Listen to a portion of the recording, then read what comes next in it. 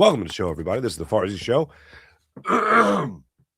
Okay, maybe a little too much shoveling yesterday, a little too much out in the cold. Fighting it today. Welcome in. My name is Mark Farzetta. This is the Farzy Show presented by MyBookie, mybookie.ag. It's wonderful to have you along for the ride. Combine week, obviously, workouts start on Thursday. Howie Roseman, Nick Sirianni expected to address the media either today or tomorrow in Indianapolis. This is, whenever I think about the combine, obviously the draft is the number one thing. I got a couple names I'm going to be looking at, whether at the combine or just in general. But it is amazing to me how the NFL, this well-oiled machine, just captivates you for 365 days a year.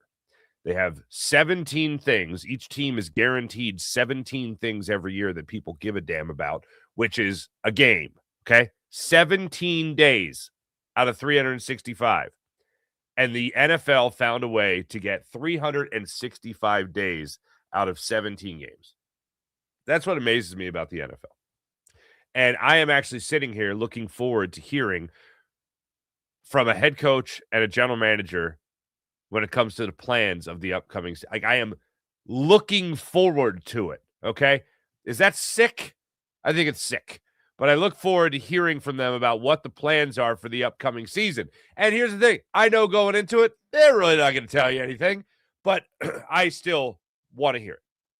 I want to read between the lines. I want to know what this could mean, what that could mean. I want to know about A.J. Brown. I want to know about the upcoming scheme that we could be expecting here, anything about it, and obviously areas of need that they might hint at when it comes to the upcoming season that won't start till September anyway. But the NFL, what a formula. So we'll get into what we could be hearing from Howie Roseman and Nick Sirianni over the next couple of days. Also, as I said, a couple of names. Joel Embiid's status for tonight's game against the Pacers has been upgraded to questionable. So that's a good sign for the Sixers. And I talked about it yesterday. I hadn't seen it yet, but I let you guys know it was out there in case you wanted to watch it. I got a chance to watch it yesterday in between rounds of shoveling. And that was the Jahan Dotson interview with Jordan Schultz. Now, this goes along the same lines as waiting for a head coach or a general manager to speak. Oh, you're excited. I was excited to watch this interview because I knew that he had talked about the goings-on behind the scenes of the Philadelphia Eagles. And when he was asked about Jalen Hurts, I did not expect what I got from Jahan Dotson. He got giddy. Like, I expected a very textbook, oh, Jalen's great, the team's great, everybody's great, and if it so happens, through free agency, I'd like to, maybe come back here to Philadelphia. It's certainly something that my agent and I talked about. Yeah, but no, he didn't say that. He went on, he lit up with giddiness to talk about how great of a leader Jalen Hurts is. Now, in case you missed it, Jalen Hurts has been put through the ringer as far as like detachment from the team, a Carson Wentz 2.0 situation. Oh, he is just the worst guy on the planet. But apparently, according to Jahan Dotson, the guy who's really got no dog in the race here, I mean, because he might not even be back here next season, Jalen's leadership skills, unrivaled. I didn't expect that. I expected more of a garden variety. Everybody's great. That's it. Just like kind of stock answer. But he lit up with excitement to talk about Jalen Hurts as a leader. He also talked about the brothers he has in A.J. Brown and Devontae Smith and how, they had him over for their kids' birthday parties and everything, and about everyone's so great and everything. So he talked about, despite him not being anything close to having a crucial role with the Eagles, he talked about how he's enjoyed his last 2 years here in Philadelphia, which, it doesn't hurt. Certainly doesn't hurt that winning a Super Bowl in the process might mend any fence when it comes to not putting up the numbers yourself. He also talked about glowingly about Nick Sirianni, so we'll get a little bit more into that as the show goes on today. And the Phillies yesterday, Aiden Miller again did not play. He said the back issue is nothing of too much of a concern. It's just something that he's got to get through right now. Okay. That's the report coming out of Clearwater, Florida. Phillies did tie the Nationals yesterday 5-5 in Grapefruit League action. So that's exciting. That's what was going on down in spring training. Andrew Painter pitched. By all accounts, just looking like he's still got some electric stuff that he is looking to unleash on big league hitters when the season actually gets underway. So we got a lot to get into today. So here's what I want to hear. Let's start it off with Howie Roseman. Here's what I want to hear from Howie Roseman in particular. I think Howie is going to put out that stock line that we hear every year, but we know the intent behind it. And when you look at the NFL draft and you see names like Blake Miller, you see names like Caleb Lomu, you see names like Morgan Freeland, for instance, Caden Proctor, guys that could be there, of course, when the Eagles are picking late in that first round. These are all very interesting names that are all offensive tackles. And the Eagles, I think, are going to go back to their bread and butter. And the stock line we hear from Howie Roseman almost every year is they know where their bread is buttered. They know what everyone knows what their philosophy is. You build the trenches and then you build on out. And the Eagles right now have an issue in the trenches. Lane Johnson coming back, great.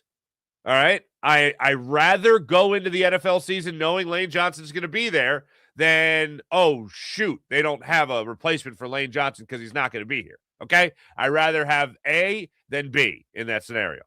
But after this, what's next after Lane Johnson? Who's the next man up? And even though, again, I much rather go into the season knowing Lane Johnson's available to this football team, let's get that out of the way. Yes, absolutely, that's true. However, he ain't getting any younger. He ain't getting any healthier. And I do not expect Lane Johnson to play 17 games in the upcoming season. So who's the guy? I mean, Fred Johnson, I like him here and there. But I like the guy that goes in there to have a little staying power. I like the guy that goes in there, gets his feet wet at the NFL level, can maybe sit behind Lane Johnson for a year. Maybe he gets, 3 starts, gets his feet wet again. Maybe he comes in and max protect situations. Gets his feet wet even more. That in that case, soaked, not just wet, but soaked. And then he builds a career after that. That is, pretty standard.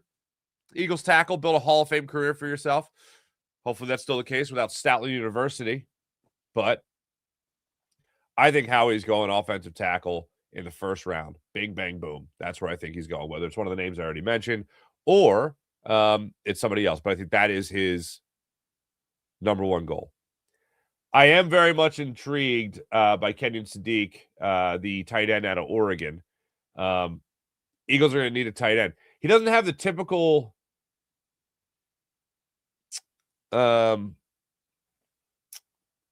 size, 6'3", not tiny by any means, 245, but he's the best tight end in the draft. Eagles certainly in need of a tight end. But I don't think they go with anyone that's going to be the big, sexy, score touchdowns immediately type pick.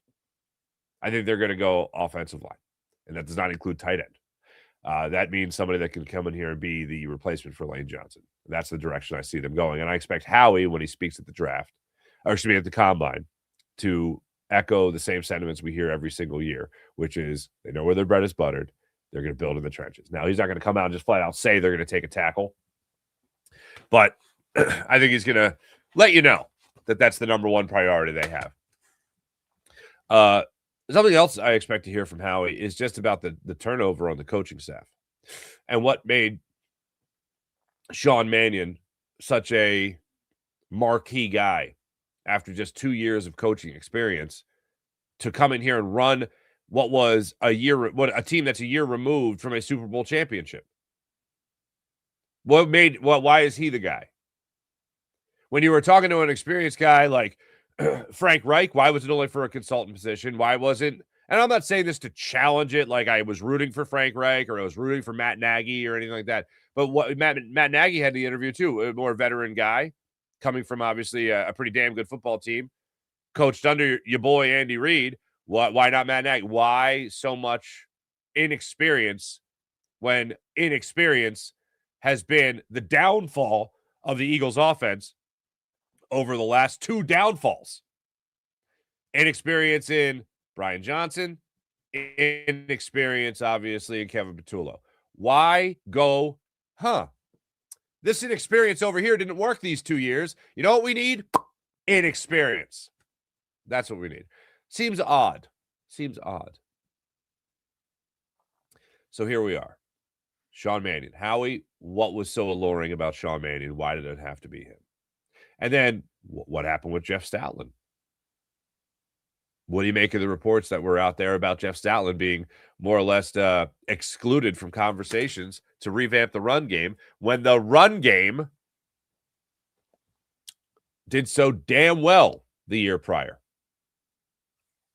I'm not saying he had to have final decisions on things, final say on things in the run game, but wouldn't you think you'd want to include him if you're going to change anything? Instead, we get these mental images of Kevin Patullo and Nick Sirianni whispering in the corner about what they want to do with the run game. That doesn't sound like a good idea. So what happened there? Want to hear that from Howie Roseman.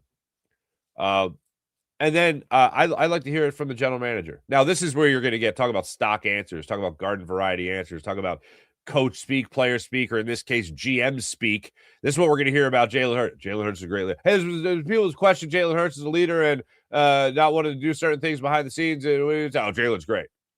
I don't expect him to give you anything on Jalen Hurts. And then the one that I know a lot of people are going to be waiting for is A.J. Brown. And what you're most likely going to hear regarding A.J. Brown is we're not into trading great players. And if you are into trading great players, then you better get something great in return. All right. I'm going to say it again. I've maintained this pretty much every time I've talked about it, other than the last game of the season, the last game of the only game of the playoffs. I was like, oh, he's not back. AJ's not back. Nick Sirianni running up the field to yell at him. He's not back.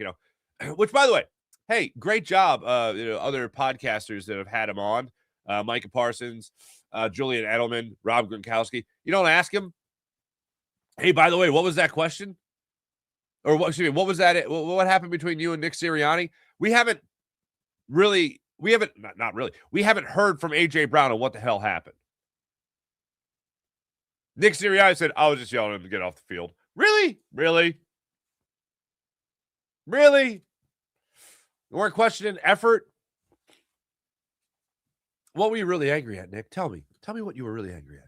Who are you really angry at? Oh, mad at my dad. No, what? No, I mean, AJ Brown. What happened there? So I look forward to hearing from Howie on that regarding AJ Brown. There we go. I just muted my mic to spare you of that throat clear because I'm a gentleman. You're welcome. Anyway, he's going to get asked about AJ Brown, and you're going to hear the garden variety. We're not trading him, or not that we're not trading. We don't trade great players. It's hard to get great players. But if he doesn't say that, and he leaves the door open to anything that could potentially happen with the future of AJ Brown in Philadelphia, oh man, you'll hear the dinner bell rung, and we'll all come to eat.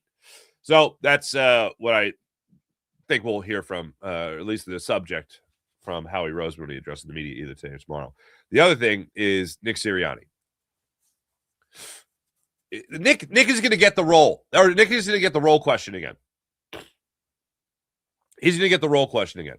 What is your role? To be the head coach of the football team.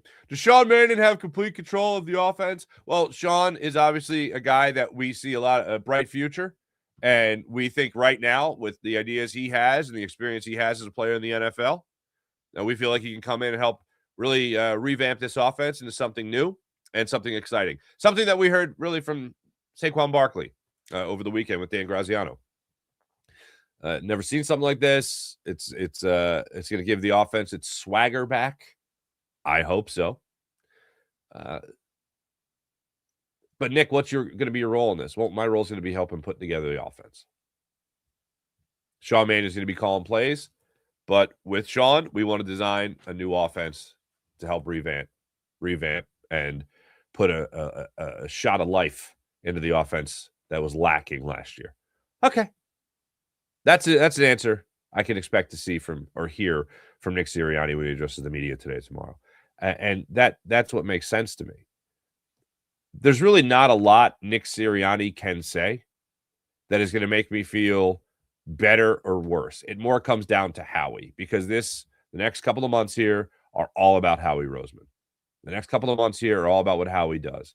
When I look at what Nick has to say about it, yeah, he might be able to tell you maybe a hint or two on things coming together in the offseason as far as scheme, maybe Jalen's excitement or whatever about whatever Sean Mannion can bring here. But I don't think he's going to give you too much. This is all in the name of gamesmanship, of course. One thing I do really appreciate, moving on from Howie and Nick Sirianni, one thing I do appreciate is how much it has been acknowledged in the last couple of days in the Philadelphia area, just about how fraudulent. Now, we always knew it was fraudulent, but just about how fraudulent the anger and uproar was over the tush push not being a safe play.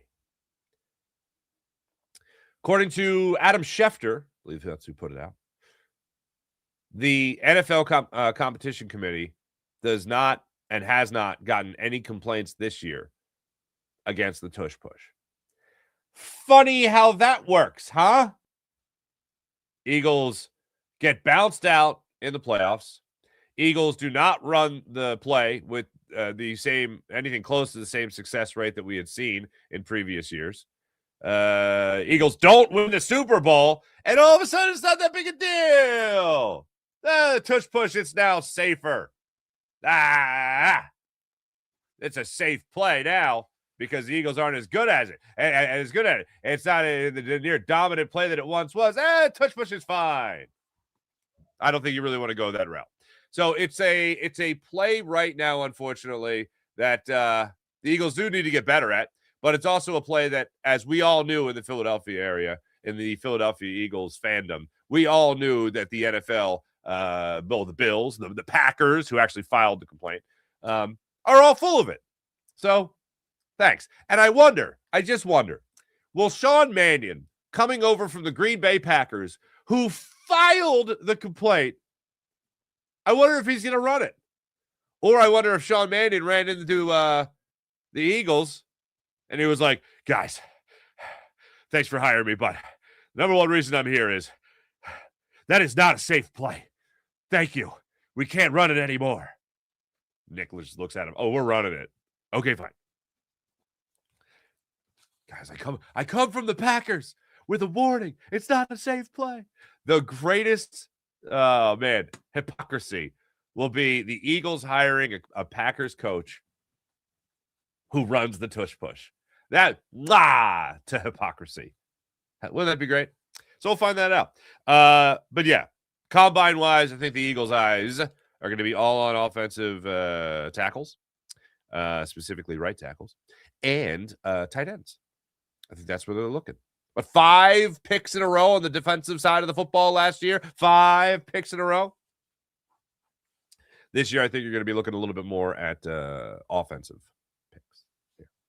Yeah. Who did I mention? I mentioned Sadiq Bey. Michael Trigg is another one out of Baylor, a tight end right there. Another tight end you can be looking for is out of Vanderbilt, Eli Stower, second, third round pick, 6'4", 235. Max Clare is a name for later in the draft. He's got some size to him, 6'5", 243. So just some names to keep an eye on for the NFL draft, and some of those through the combine as well. Your Philadelphia 76ers. Oh, no, wait. While I'm talking about the Eagles, how dare I? That's why I write things down. So Jahan Dotson goes on the Jordan Schultz show. And first off, he gets asked about, because I think Jordan Schultz is a Penn State guy as well. He gets asked about a whiteout at Penn State. And he's like, does anything compare to a whiteout? And he's like, no. He's like, how about a playoff game in Philly? He's like, no. I was like, oh, okay. Not a great start, but all right, we're off and running. You really do admire the guy's mindset, being a first-round pick, going to Washington, being a key target in Washington, and then coming to Philadelphia and being, at the absolute best, a third target. an option number 3.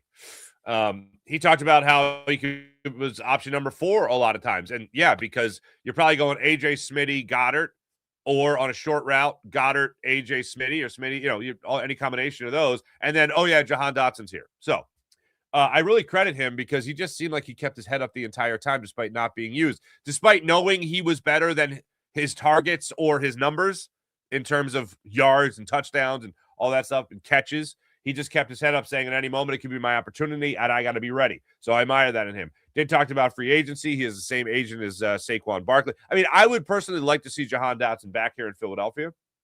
I mean, I do think he is a great 3rd or 4th option to have. And if he gets the ball in his hands, he can help you out. But has talked to Saquon Barkley. And he said that the main goal of next year for Jahan Dotson, and this is the number one reason why I don't think he's going to be back next year, is he said what he is really looking for in another team, and he's been watching, according to him, he's been watching the film on other teams, other schemes to see where he could fit in. And he says, I can't wait to put my name on the map again. Well, he ain't doing that in Philadelphia. So I would say Jahan Dotson ain't coming back to Philly. And yes, I do believe he is better than a 3rd option. I do believe he is certainly better than a 4th option. So that ain't going to happen here. He ain't going to put his name on the map again here in Philadelphia as long as A.J. Brown is still here and as long as Devontae Smith is still here. Now, the people that are already locked into the idea that A.J. Brown will not be back in the upcoming season could simply say, well, then A.J. Brown's gone and Jahan Dotson becomes the number 2 wide receiver behind Devontae Smith. All right. I mean, I wouldn't rule it out, but I still think that A.J. Brown is back and Devontae Smith, obviously. So I think Jahan Dotson's the guy that's going to leave.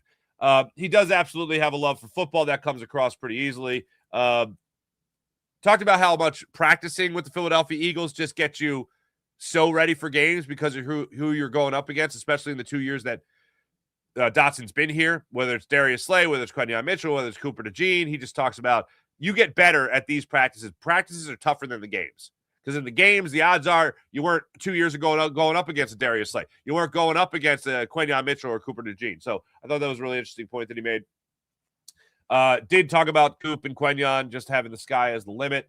And then came the question from Jordan Schultz about Jalen Hurts.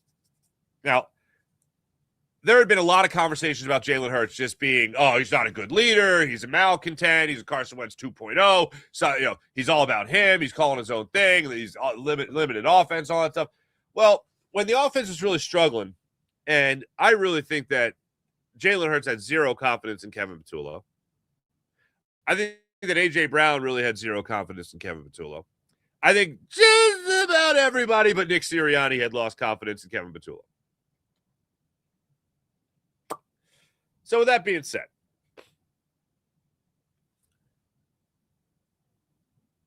when Jahan Dotson was asked about just working with Jalen Hurts, essentially, the picture he painted was everything was falling down around the Eagles' offense.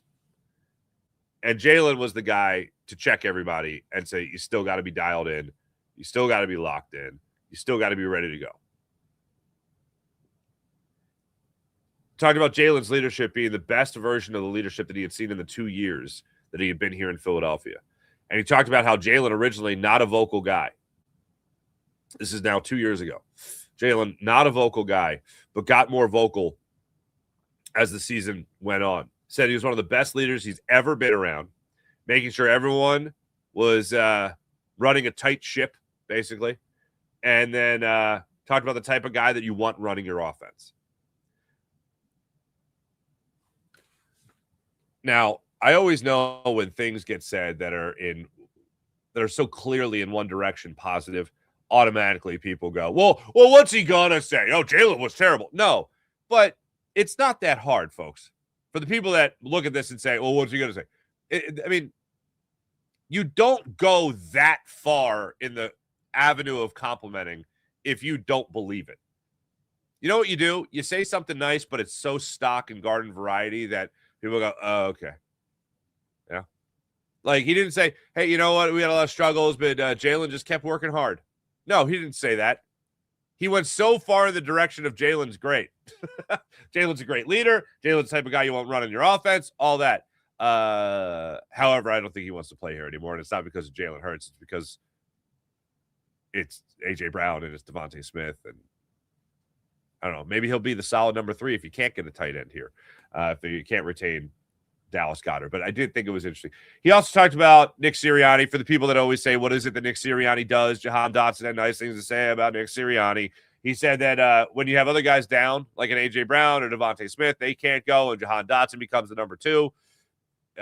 Nick Sirianni will just kind of grab you for a second and just be like, he's like, I know you're ready for this. You got this. I know that you're going to go for 100 tomorrow. You're going to go for 100 and you're going to get a touchdown. Stuff like that. Just like, and that might seem like nothing, but I think that any player's mentality that really, we're going to go out there. We're going to do it. It really didn't happen, but it's just good that the coach is putting that kind of confidence in you. Also, for those that need to know, apparently he's learning the game of golf and he likes video games. There you go. That's pretty much the Jordan Schultz interview in a nutshell. But what I really got out of it was he ain't coming back.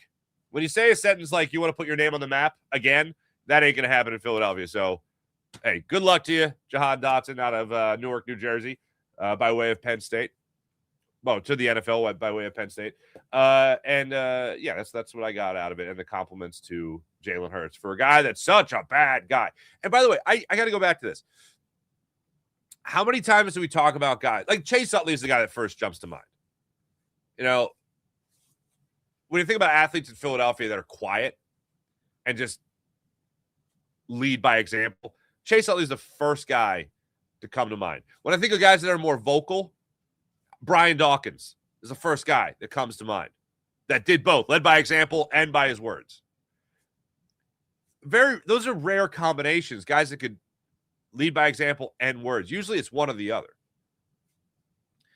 For Jalen Hurts to come into the league, be a backup quarterback to Carson Wentz, go through that whole fiasco of the end of the Carson Wentz era, and then to go through you're a starter right now, but Aaron Rodgers might be available. Russell Wilson, reportedly they gave an offer to him, and Russell Wilson said thanks, but no thanks. Deshaun Watson's going to be traded. Jalen, don't get too comfortable in that starter's role. He just said, I'm just going to go out there and take advantage of my opportunity. First off, that was my eyebrow raise, like, oh, damn, good for him. And I believed him. Like, you saw it in his eyes. He wasn't just, this is where I say, even though I'm terrified, I need to just go out there and control what I need to control. No, he was like, I need to go out there and control what I can control, take advantage of my opportunities. It's like, okay, son. My man. All right, let's see what you got. Oh, runner up in MVP, Super Bowl appearance, Super Bowl championship. Yeah, I think he's pretty good. So I think Jalen Hurts really has that mindset. He's got that makeup. When it comes to everything else, I forget where I was going with that. Anyway, I'm going to call that snow brain. But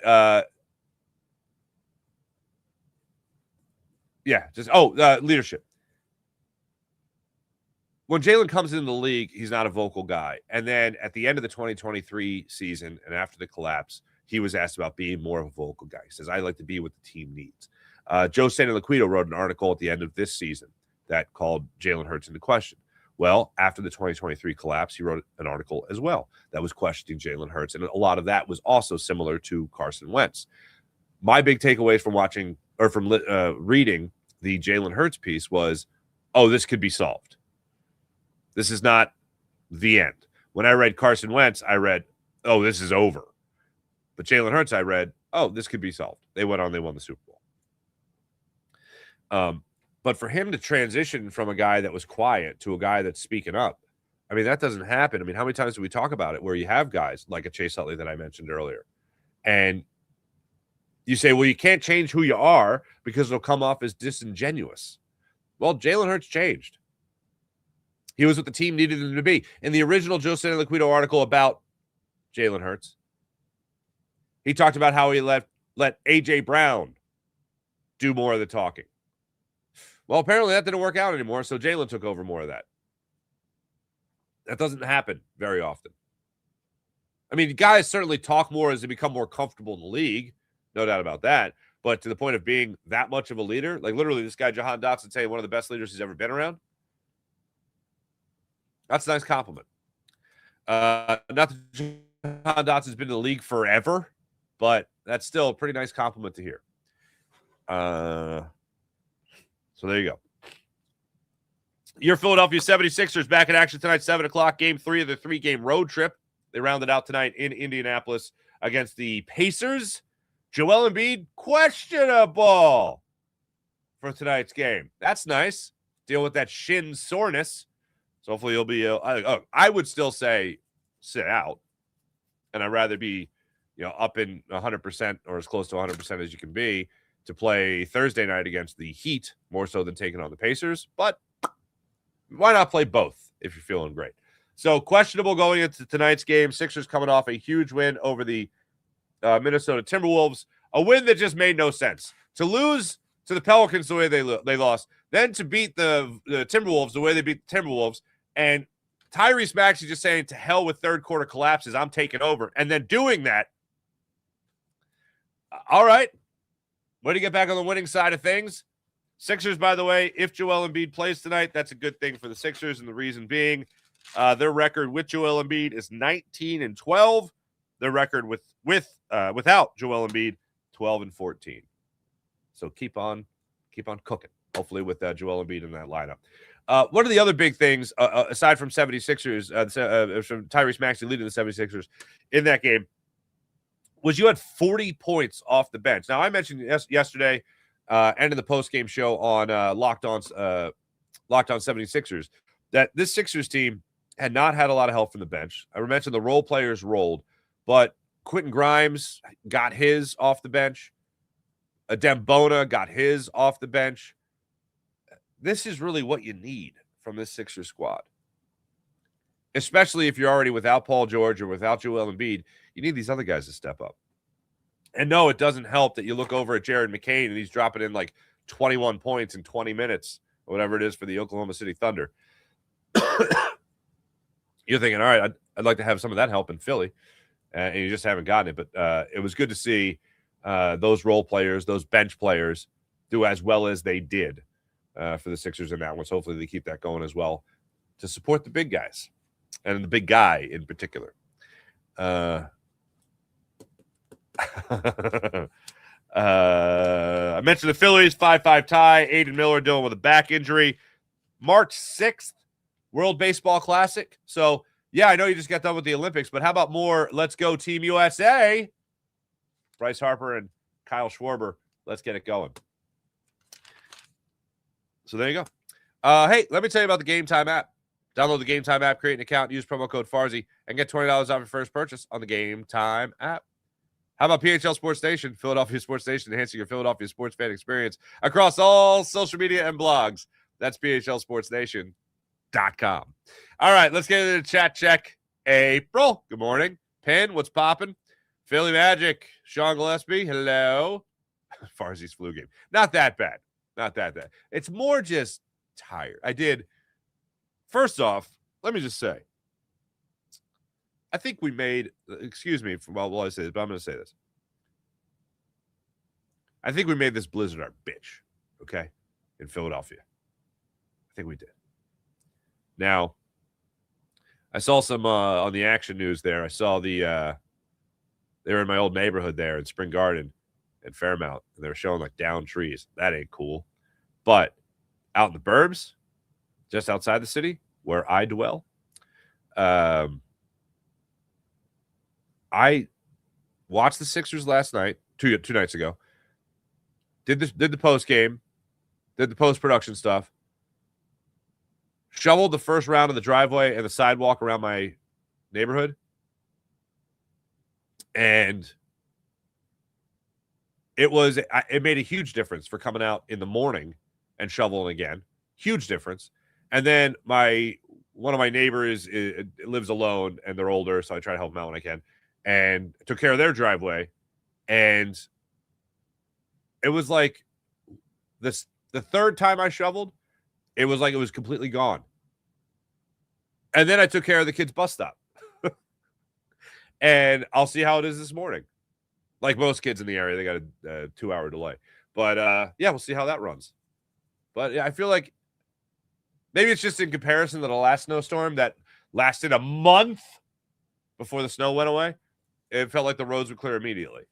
Now, I've only seen local. I haven't been in the city. I haven't been on a highway, but I've only seen locally. It looks like the roads are fantastic. So we'll see how that goes. But yeah, thank you. I feel just worn out, I think. Philly Magic, what's going on? I think if we could get Sadiq, we just close the gap. I think you mean. If we just get Sadiq, we have to just close the gap. That's huge between him and the next. Between Goddard? Maybe. Still giddy about gold medal game, says Wayne Miller. So am I. Like, it literally just puts a smile on my face to not only know that they beat the Canadians, not only know that they won their first gold medal since 1980, but the men's and women's hockey teams have made the United States the global powerhouse in hockey. How about that? And the more I think about, is it Kevin McKinnon who made the comments again about the who do you think, who you watched the game, who do you think was the better team? The team that won. I mean, you guys tried hard, but the other guys succeeded more, so they won. It's a funny thing about a thing called the score. When you have the smaller number, you lose. But hey, A for effort, Canada. And then I feel like Canada got its revenge by like dumping their winter on us. Anyway. No way, Ryan. What's up? Fangio. Oh, Fangio land. Didn't get much Sunday and Monday. So this morning the sky has opened up. Started dumping all the white stuff down. Ooh, good luck. Good luck. I have a very particular set of skills. I can shovel snow like a bastard. Chiriani is back at making his famous lattes. Could you imagine going into a coffee shop and Nick Sirianni is Nick? You know what, you know who Nick Sirianni would be? Nick Sirianni would be the overly nice cashier or barista. Did you want foam on that? Okay, I got you. He would be that guy. That's who Nick Sirianni would be if he was a barista. Oh, this is going to get you so ready for the day. It's a great day today. You know, when I was at Mount Union making as a barista, we would have the cold foam. We like the cold foam. That really got us going. You know what I mean? Have a great day. To the point where you're like, is this person going to follow me home? I'm getting stalker vibes. You know what I mean? Cousin. Howie season about to kick off. Hell yeah. Wayne Miller. Hope he brings his A game this year. Well, he's going to need to. Wayne Payne, tush push this next season will be a spicy meatball. Hell yeah. Wayne Miller, is it possible that if AJ gets traded, the Birds just move Smitty and Dotson up to 1 and 2? It is, yeah. I will entertain that possibility. It's Howie season. Anything is possible. It's just not the one that I'd be betting on. I'm not saying it's highly unlikely. But it's the one I'm betting on is that AJ and Smitty are your 1 and 2 next year. Just realized I'm on a roll. Maybe I shouldn't be drinking this early. Peace out. What? Have a drink. You know, some people, one of the things about doing earlier shows, and when I say earlier shows, I don't mean 6 a.m. I mean like just a morning show, is that it really is wild. Like the best example, when I would fill in for Big Daddy Graham, may he rest in peace, my friend. When I was filling in for Big Daddy Graham, it was always amazing to me the people that were at the end of their day. Like the night shift guys or ladies, they'd be on their way home and they'd call in and it's like, yeah, just, you know, whatever job they had overnight, security, whatever it was. Usually it was security. And they were just like, yeah, so, you know, I'm on my way home after a hard day's work. And I'm like, God bless you. And I'm going to go home. I'm going to open up a bottle or pour myself a glass of whatever.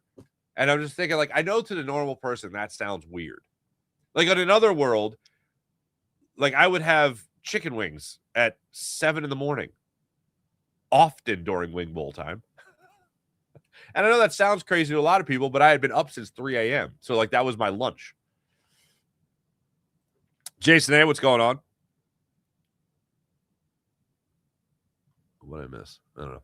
Hey, Thought, what's going on, man? Good morning. Bought. Still amazed how spot on the he might be dumb query was about Kevin Bichillo. That did, yeah, Sean, that actually did have legs, didn't it? I think I said that in either August or September. What if he's dumb? Like, we don't know. What if he's dumb? Well, there we go.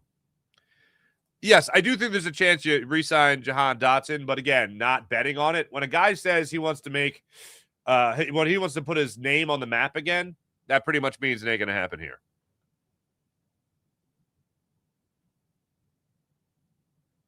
Ooh, game for another snow day, or for another day during the slow season, excuse me.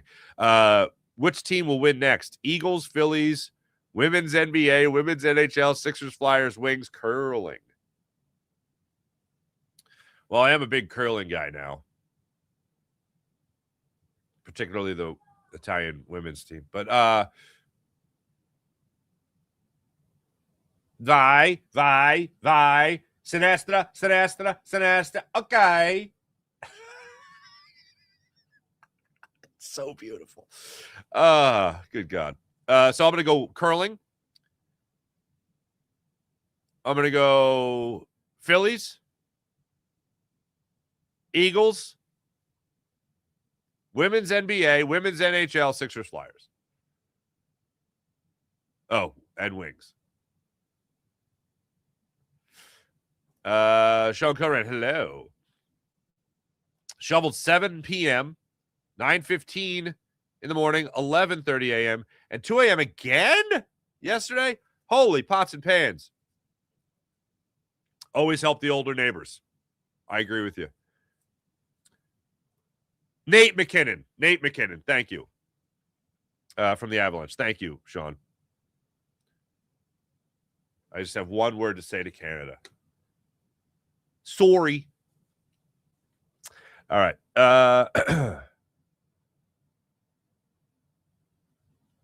Smitty can be 100% number one. I agree with that. April, I know you know. Wing Bowl flashbacks. Oh, boy. Speaking of getting sick, still every year around the Super Bowl, I still get a cold. Every year at the same time. It's because I'd be worn out for 13 years. I would be worn out every year that time of year. And it feels like I still have after lingering effects from it. At least wait until 2 p.m. to drink. Depends on your day. You do you. We're just kidding. I can't. You know what's a great feeling? When I would fly a lot, like every weekend during football season, and I get, every once in a while you get the upgraded first class. Oh, man. That's a thing. That is, oh, baby, that's amazing. It was a free upgrade. I wasn't paying for this. And because I just had so many miles, they just bump you up. I'd sit down in the seat at like 7 in the morning, and they can I get you anything to drink? I go, Jack Daniels, rocks. Oftentimes it would go like this. Person next to me, oh, yeah, can I get an orange juice? And I go, Jack Daniels, rocks. And then they go, oh, I'll have a Jack Daniels as well. Like something I'm like, yeah, I inspired this person to join my party. This is amazing.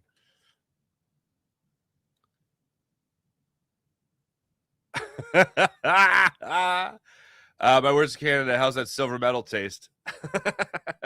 Metallic?